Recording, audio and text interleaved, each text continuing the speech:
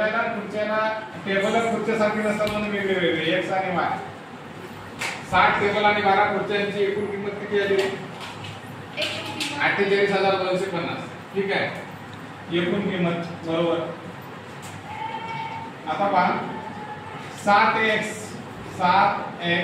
म्हणजे 7 टेबल 12 खुर्च्या काय 12 खुर्च्या म्हणा ठीक आहे याची एकूण किंमत किती आली 48,250 रुपये दुसरा शब्द आहे 21 टेबल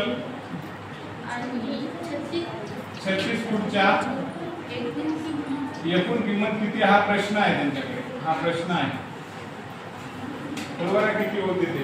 आता असं काढत असताना कन्फ्यूज होते काय करायचं नाही का लक्षातच येत नाही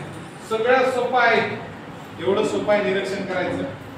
थोडंसं निरीक्षण केलं कळते काय 7 चा पाडा मारायचा 21 पर्यंत 7 न 3 ला गुणलं की 7 त्रिक 21 आलं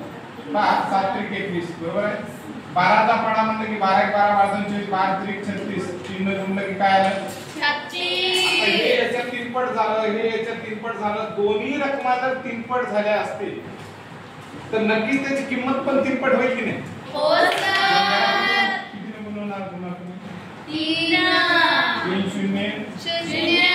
15 15 5 झाला 3 दोन्ही 6 8 त्रिक 24 24 4 हात झाले 2 4 त्रिक 12 13 14 14 कोणतं उत्तर आहे याच्यात 750 3 नंबर हे आहे आपलं उत्तर कसं करायचं हो